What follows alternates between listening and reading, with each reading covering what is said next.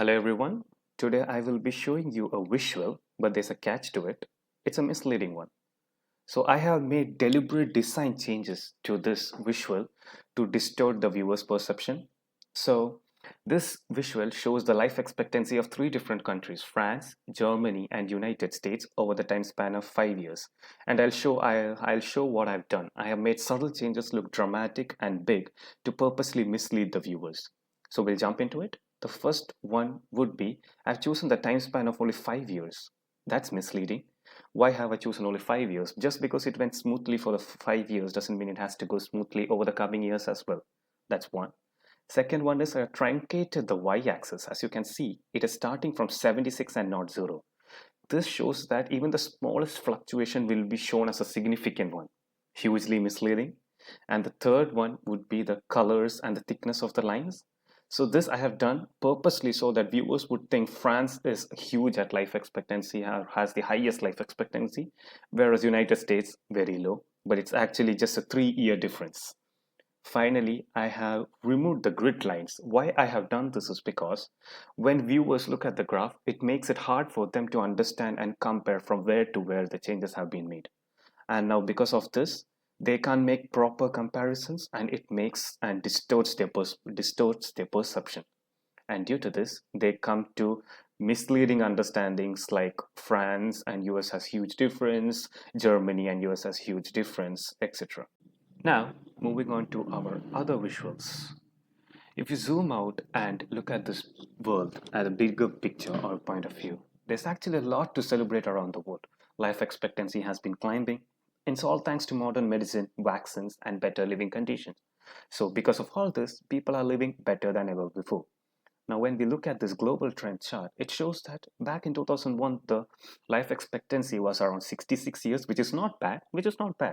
But in 2019, it's over 72, to be precise, 72.5. That's nearly a 6-year increase in less than 2 decades. That's quite impressive, to be honest. And every day, governments and communities around the world have been working towards healthier societies. What they have been doing is building hospitals, training doctors, expanding accesses, better infrastructure, all for building a healthier society. But when we break it down by income level, that's where the story changes. The gap between high income and low income is a 20-year difference in life expectancy. That's not just a gap anymore, that's a huge chasm.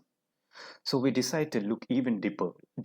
We decided to dig deeper, region by region. So when we look at that, North America has the highest average life expectancy of around 80, whereas Sub-Saharan Africa just under 58. That's a 22-year difference based on where someone is born. It's quite depressing, to be honest.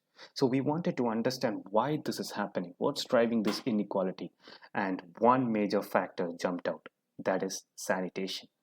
Now, when we look at sanitation versus life expectancy, countries with poor access to clean water and toilets have dramatically lower life expectancy, and countries with better water access and sanitation have higher life expectancy. So, based on someone is born, their life expectancy can be higher or less.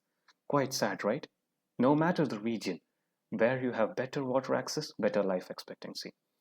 And also, we wanted to look if there are any other factors. And there's one more root cause, that is healthcare spending. Now, that graph is over here, the scatter plot. As you can see, again, North American regions have higher life expectancy, whereas Zimbabwe and other sub-Saharan African regions have lower life expectancy.